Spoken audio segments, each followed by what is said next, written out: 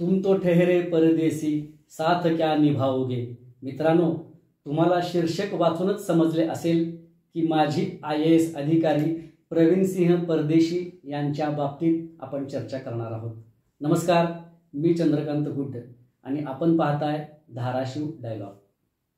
प्रवीण सिंह परदेशी हे 1985 च्या बॅचचे IAS अधिकारी आहेत। 1985 च्या भारतीय प्रशासकीय बॅचमध्ये परदेशी हे संपूर्ण भारतातून पहिले आले होते। रायगड येथे सहाय्यक जिल्हाधिकारी म्हणून त्यांनी कारकिर्दीची सुरुवात केली।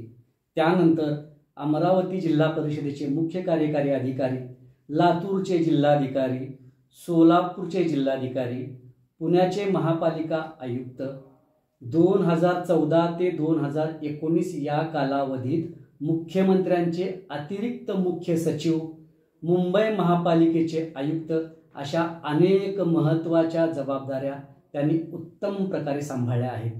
आणि आता ते फेब्रुवारी महिन्यापासून धाराशिव लोकसभा मतदारसंघात राजकीय कसरत करताना दिसत आहे। एखाद्या युवा नेत्याचे राजकीय लॉन्चिंग करावे तसे एका सेवानिवृत्त IAS अधिकाऱ्याची राजकीय एंट्री झालेली दिसत आहे।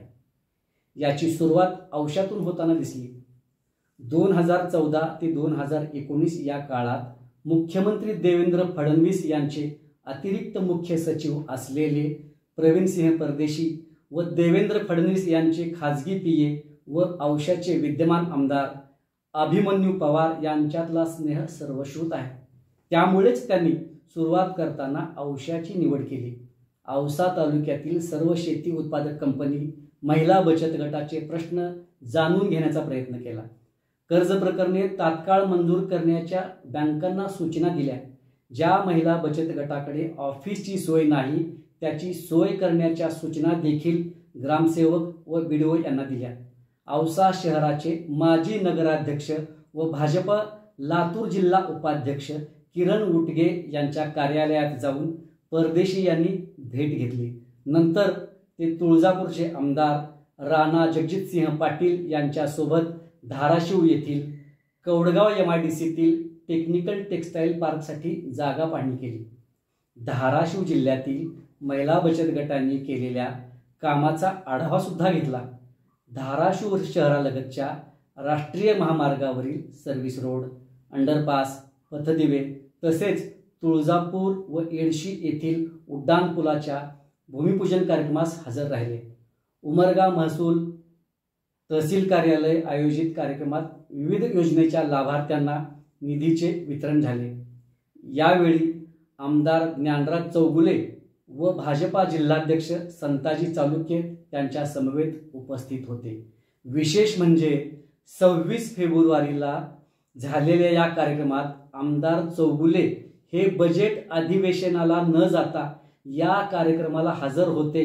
यावरूनच परदेशींच्या दौऱ्याचे महत्त्व अधोरेखित होते।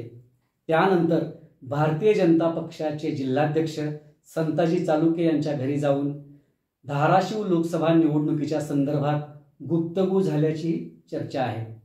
धाराशिव लोकसभा मतदारसंघात राणा जगजितसिंह पाटील, तानाजी सावंत, प्राध्यापक रवींद्र गायकवाड, अभिमन्यू पवार, संताजी चालुक्य, सुजितसिंह ठाकूर, बसवराज पाटील, सुधीर पाटील, राजेंद्र राऊत अशी मातब्बर स्थानिक नेते मंडळी असताना फक्त धाराशिव लोकसभा मतदारसंघात समाविष्ट असणाऱ्या बार्शी व औसा या 2 तालुक्यात 25 वर्षापूर्वी केलेल्या प्रशासकीय सेवेच्या बळावर भाजपाने उमेदवारी देणे म्हणजे स्थानिक नेत्यांच्या कार्यक्षमतेवर प्रश्नचिन्ह उपस्थित केल्यासारखे होईल। स्थानिक नेत्यांचे काय होईल ते होईल हो, पण जनतेला मात्र अल्ताफ राजाचे लोकप्रिय गाणे तुम तो ठहरे परदेसी साथ क्या निभाओगे असे वाटू नये म्हणजे मिळवले। नमस्कार।